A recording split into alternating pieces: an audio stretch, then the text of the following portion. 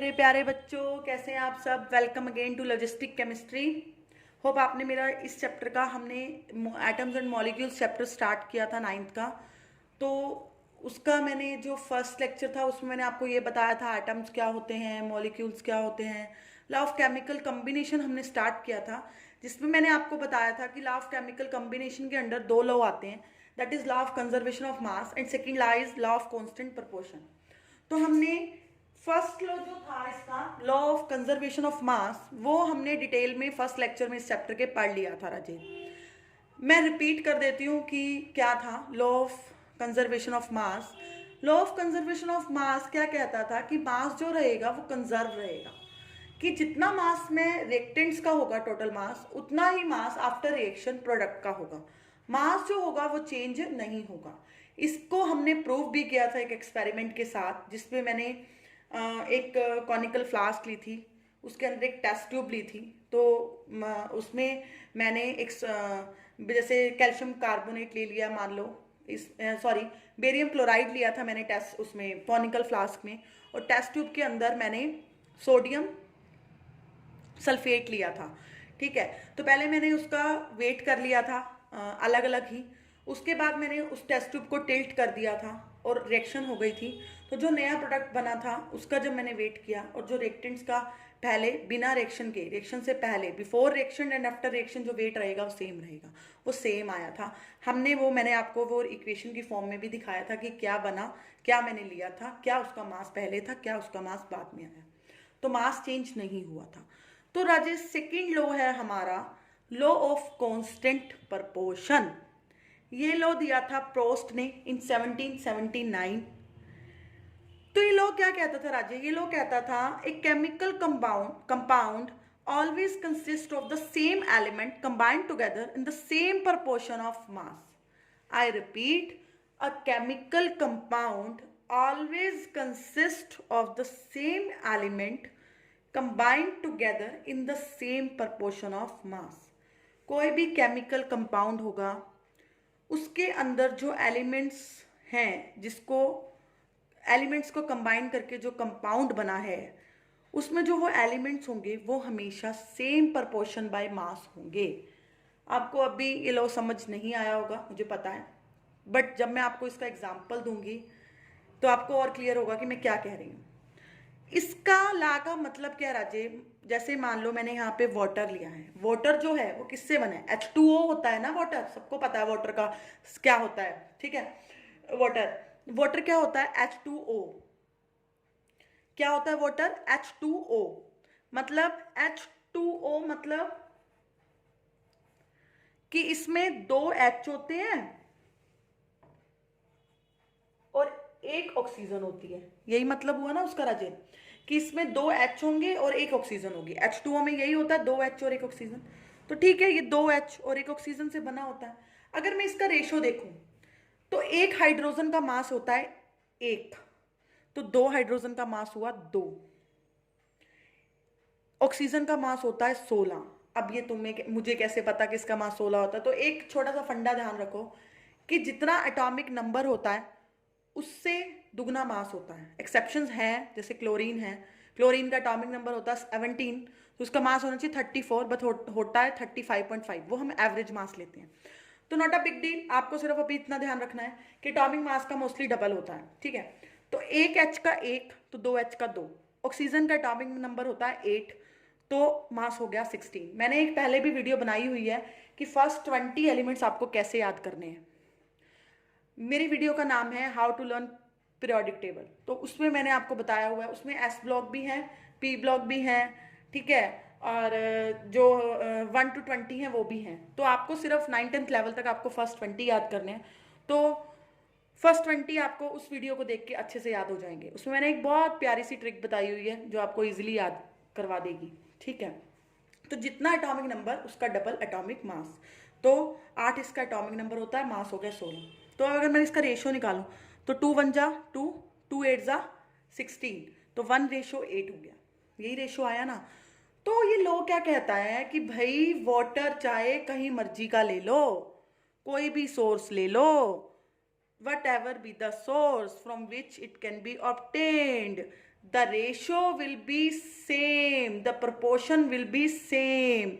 Water चाहे आप tap water ले लो, वाटर चाहे आप किसी रिवर का वाटर ले लो, कहीं का भी वाटर ले लो, बट जो पानी में जो H और O का रेशो रहेगा वो 1:8 ही रहेगा।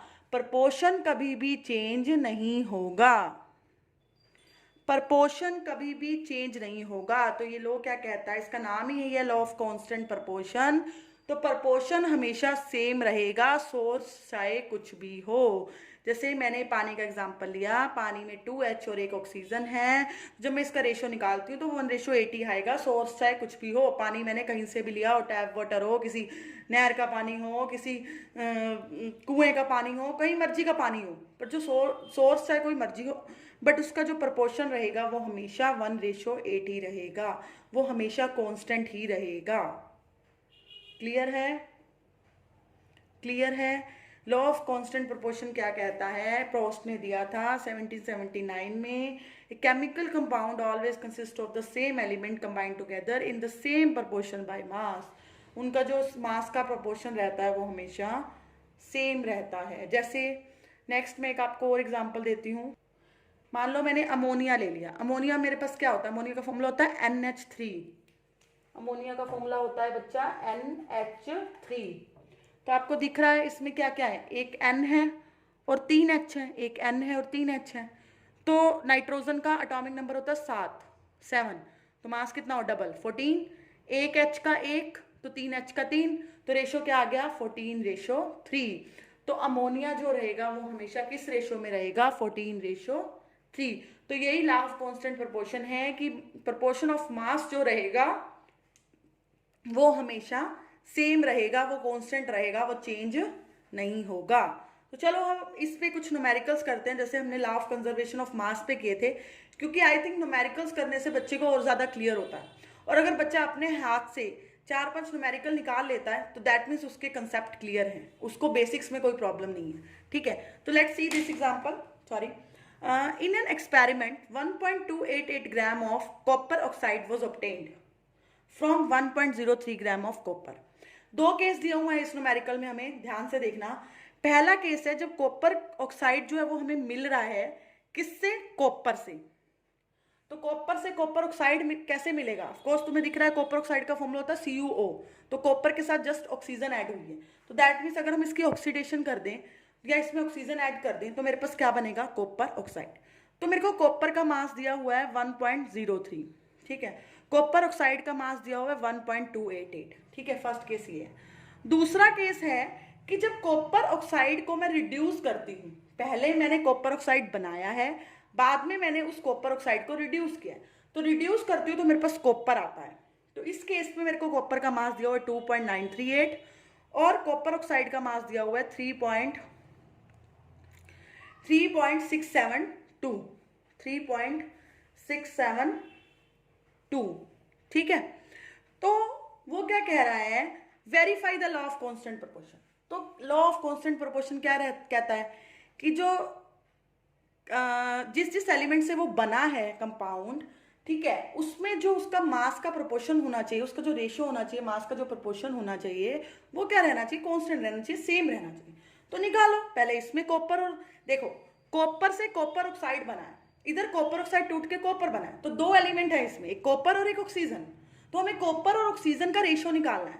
अगर तो वो दोनों केसेस में सेम आता है दैट मीन्स वो लॉ ऑफ कांस्टेंट प्रोपोर्शन को फॉलो कर रहा है, वेरीफाई कर रहा है। बट अगर वो दोनों केसेस में डिफरेंट आता है दैट मीन्स वो लॉ ऑफ कांस्टेंट प्रोपोर्शन को वेरीफाई नहीं कर रहा। तो फर्स्ट केस में देखो कॉपर और ऑक्सीजन मिलके कॉपर ऑक्साइड बना रहे थे, दोनों का मास हमें दिया हुआ है। देखो कॉपर का मास दिया हुआ है और कॉपर ऑक्साइड का दिया हुआ है, हमें ऑक्सीजन का मास नहीं दिया हुआ। तो ऑक्सीजन का मास कैसे निकालोगे, अगर इसमें से मैं ये माइनस कर दूं तो ऑक्सीजन का मास आ जाएगा ना। कॉपर देखो ना राजे, कॉपर का मास दिया हुआ है, कॉपर ऑक्साइड का दिया हुआ है, तो कॉपर ऑक्साइड में से अगर मैं कॉपर माइनस कर दूं तो मेरे पास ऑक्सीजन ही बचती है। ये देखो मैं तुम्हें एक देसी से तरीके से समझाती हूँ। कॉपर ऑक्साइड है, ठीक है, और मुझे ऑक्सीजन का मास और कॉपर का मास दिया हुआ है, तो अगर मैं कॉपर और कॉपर को कैंसिल करूँ तो ऑक्सीजन बचती है ना। तो मतलब अगर मैं कॉपर ऑक्साइड में से कॉपर को उड़ा दूं तो मेरे पास ऑक्सीजन बचेगी, है ना। तो मैंने वही किया, कॉपर ऑक्साइड में से कॉपर को सब्ट्रैक्ट कर दिया मास को दोनों के, तो मेरे पास ऑक्सीजन का मास आ गया। तो अब निकालो, कॉपर का मास हमें पता है, ऑक्सीजन का पता है, दोनों का रेशो निकालो। कॉपर का मास है 1.03, ऑक्सीजन का मास है 0.258, ठीक है। तो मैंने क्या किया, दोनों का रेशो निकाला। दोनों का रेशो मतलब इसको इसके नीचे ले जाऊँ, यहाँ पे 1 आ जाएगा। तो वो नियर अबाउट, अगर इसको मैं सॉल्व करती हूँ तो नियर अबाउट होता है 3.9, तो 3.9 नियर अबाउट 4 हो गया। तो रेशो क्या आ गया, 4:1। यहाँ तक क्लियर है। अब आ जाओ अगले केस पे। अगले केस में हमें दिया था कॉपर ऑक्साइड को मैंने रिड्यूस करके कॉपर बनाया है, ठीक है। तो कॉपर का मास हमें दिया होता, कॉपर ऑक्साइड का मास दिया होता, निकालो ऑक्सीजन का मास दोनों को सब्ट्रैक्ट करके, आ गया। तो मास of copper this, ratio mass of oxygen this, ये नीचे चला जाएगा। इसको डिवाइड करते हो तो ये भी नियर अबाउट 4:1 आता है। तो दोनों में आ गया ना 4:1। दैट्स मीन ये क्या करता है, लॉ ऑफ कांस्टेंट प्रोपोर्शन को फॉलो करता है। चलो हम इस न्यूमेरिकल को थोड़ा सा रिपीट करते हैं ताकि आपको और ज़्यादा क्लियर हो। बच्चा, हमें दिया हुआ था इस एक्सपेरिमेंट में कि जो कॉपर को ऑक्सीडाइज करने पे मेरे को कॉपर ऑक्साइड मिलता है, ठीक है। हमें कॉपर का मास दिया हुआ है, हमें कॉपर ऑक्साइड का मास दिया हुआ है, और हमें कहा, और एक और केस दिया है जिसमें हमें दिया हुआ है कि कॉपर ऑक्साइड रिड्यूस होके हमें कॉपर दे रहा है, ठीक है। उसमें भी हमें कॉपर और कॉपर ऑक्साइड का मास दिया हुआ है। हमें इन्होंने कहा है कि लॉ ऑफ कांस्टेंट प्रोपोर्शन को वेरीफाई करो, ठीक है। हमें पता है लॉ ऑफ कांस्टेंट प्रोपोर्शन ये कहता है कि मास का जो प्रोपोर्शन आएगा वो सेम आएगा। एक कंपाउंड जितने एलिमेंट से बना है उन एलिमेंट्स के मास का जो प्रोपोर्शन आएगा वो सेम आएगा, ठीक है। तो हमें पता है इसमें क्या क्या है, कॉपर है, कॉपर ऑक्साइड है। दैट मीन्स 2 एलिमेंट है इसमें, एक कॉपर है और एक ऑक्सीजन है। तो हमें दोनों केस में कॉपर और ऑक्सीजन का मास का प्रोपोर्शन निकालना है। अगर तो वो सेम आता है दैट मीन्स वो लॉ ऑफ कांस्टेंट प्रोपोर्शन को फॉलो कर रहा है। अगर वो सेम नहीं आता दैट मीन्स वो वेरीफाई उसको नहीं कर रहा, ठीक है, लॉ ऑफ कांस्टेंट प्रोपोर्शन को। तो चलो निकालो, हमें मास ऑफ कॉपर दिया, मास ऑफ कॉपर ऑक्साइड दिया है। तो कॉपर ऑक्साइड और कॉपर, मुझे ऑक्सीजन का मास नहीं दिया हुआ तो वो मैंने निकालना है। वो मैंने कैसे किया, तो मैंने ऑक्सीजन का मास कैसे निकाला, कॉपर ऑक्साइड के मास में से कॉपर का मास रिड्यूस कर दिया, मेरे पास ऑक्सीजन का मास आ गया। तो देन मैंने, अब मेरे पास कॉपर का मास भी है, ऑक्सीजन का मास भी है, तो मैंने क्या किया, उसका प्रोपोर्शन निकाला। तो जो मैंने प्रोपोर्शन निकाला वो किसके इक्वल आया, 4:1 के। सेम सेकेंड केस में हमें दिया हुआ है कि कॉपर ऑक्साइड जो है वो रिड्यूस करके क्या दे रहा है, कॉपर दे रहा है, ठीक है। तो कॉपर ऑक्साइड का मास इन्होंने दिया हुआ है, कॉपर का मास दिया हुआ है। ऑक्सीजन का मास हम कैसे निकालेंगे, कॉपर ऑक्साइड में से कॉपर का मास सब्ट्रैक्ट कर देंगे, मेरे पास ऑक्सीजन का मास आ जाएगा। और जब मैं इसका रेशो निकालूंगी, mass of copper and mass of oxygen, तो वो भी मेरे पास कितना आएगा, 4:1।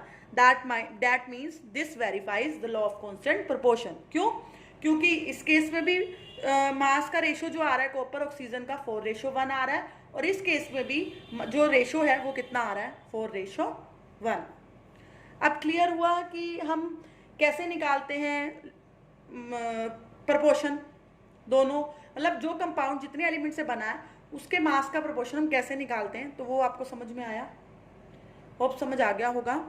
तो चलो हम एक न्यूमेरिकल और देखते हैं। ये न्यूमेरिकल तो बिल्कुल इजी सा है, आपको देखने में भी छुटका सा लग रहा होगा ना, बहुत इजी भी है। Let's see, hydrogen and oxygen combine in the ratio of 1:8, ठीक है। हमें रेशियो दे दिया, दैट मीन्स यहाँ पे कांस्टेंट प्रोपोर्शन वाला कुछ ना कुछ फंडा होगा, ठीक है। हाइड्रोजन और ऑक्सीजन है जो 1:8 में कंबाइन करती हैं, ठीक है, और वाटर बनाती हैं। हमें पता भी है कि 1:8 में कंबाइन करती हैं। वो कहता अगर जो 3 ग्राम हाइड्रोजन है वो कितने ग्राम ऑक्सीजन से रिएक्ट करे कि जो रेशो रहे वो सेम रहे, ठीक है। What mass of the oxygen gas would be required to react completely with 3 gram of the hydrogen gas? वो कहता, पहले उसने दे दिया जब हाइड्रोजन और ऑक्सीजन जो है वो आपस में 1:8 में कंबाइन करती हैं। वो कहता कि ऑक्सीजन का कितना जो हमें कितनी रिक्वायरमेंट होगी ऑक्सीजन की, कितना मास में ऑक्सीजन का चाहिए होगा कि जो वो 3 ग्राम ऑफ हाइड्रोजन से कंप्लीटली जो है रिएक्ट कर पाए, ठीक है। हमें पता है कि H2O में 2 H होते हैं, एक ऑक्सीजन होता है। हमें वैसे भी ये रेशो दिया हुआ है 1:8, मैंने निकाल भी लिया, ठीक है। अब मेरे को दिया हुआ है यहाँ इस रेशो के हिसाब से, अगर ये H का रेशो है और ये ऑक्सीजन का रेशो है, हमें पता है। तो इस रेशो के हिसाब से 1 ग्राम हाइड्रोजन जो है वो मुझे चाहिए होती है 8 ग्राम ऑफ ऑक्सीजन के लिए, या 1 ग्राम हाइड्रोजन जो है 8 ग्राम ऑफ ऑक्सीजन से रिएक्ट करती है according to that ratio. Numerical हमें क्या दिया है, हाइड्रोजन का बताया हुआ है कि 3 ग्राम है मास, बट ऑक्सीजन का नहीं बताया, तो हम निकाल सकते हैं 1 ग्राम में 8 ग्राम, तो 3 ग्राम ऑफ हाइड्रोजन के लिए हमें कितनी ऑक्सीजन चाहिए होगी, मल्टीप्लाई कर देंगे, 8 3 जा 24 ग्राम ऑफ ऑक्सीजन। तो मतलब 3 ग्राम ऑफ हाइड्रोजन के लिए हमें 24 ग्राम ऑक्सीजन चाहिए होगी, ताकि ये कंप्लीट रिएक्शन जो वो हो सके।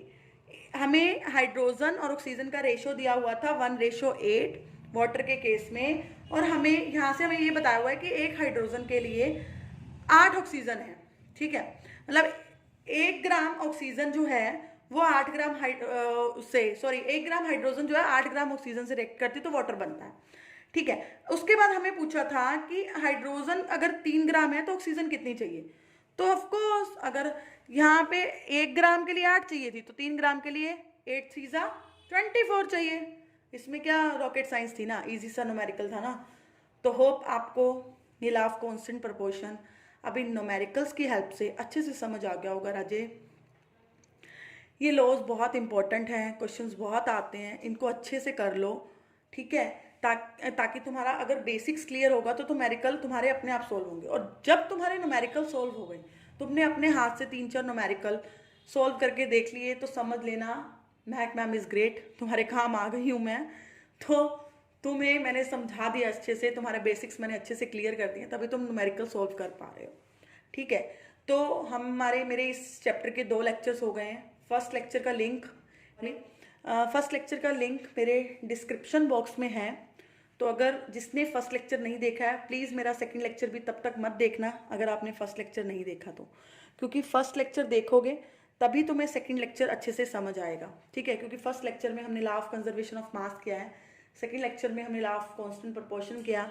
तो फर्स्ट लेक्चर अच्छे से देखोगे तो सेकंड लेक्चर में तुम्हें पता होगा कि हम इस चैप्टर में कर क्या रहे हैं एक्चुअल में, ठीक है।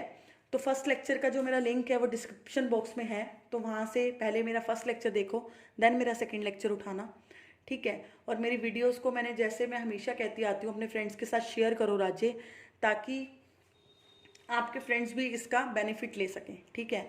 और अगर आपको कोई प्रॉब्लम होती है तो आई प्रॉमिस मैं आपके हर क्वेश्चन का आंसर आपको कमेंट सेक्शन में दूंगी। प्लीज़ कमेंट ज़रूर किया करो, मेरी वीडियोस को लाइक ज़रूर किया करो, और जिसने अभी तक बेल आइकन को प्रेस नहीं किया तो आप नोटिफिकेशन को मेरे लेक्चर्स की मिस कर रहे हो। प्लीज़ सब्सक्राइब किया है पर बेल आइकन को प्रेस नहीं किया तो आपको नोटिफिकेशन नहीं मिले पाएंगी बेटा, आपके लेक्चर्स मिस हो जाएंगे। तो नोटिफिकेशन बेल को ज़रूर प्रेस करो ताकि आपको मेरे लेक्चर्स का साथ के साथ आपको पता चले कि मैम ने लेक्चर अपडेट कर दिया तो अब हमें देखना है, ठीक है। और जितना मैं कराती हूँ उतना अगर आप साथ साथ करते जा रहे हो तो इन फ्यूचर आपको कोई भी दिक्कत नहीं आएगी, आप मार्क्स जो हैं अच्छे लाओगे, अपने एग्ज़ाम में अच्छा स्कोर करोगे, ठीक है। और हमेशा ध्यान रखना साइंस एक ऐसा सब्जेक्ट है, अगर हमारे उसमें बेसिक्स वीक हैं तो हम कभी भी कंसेप्ट को अच्छे से समझ नहीं पाएंगे। और न्यूमेरिकल सेक्शन उन्हीं बच्चों का वीक होता है जिनके बेसिक्स वीक होते हैं, ये ध्यान रखना।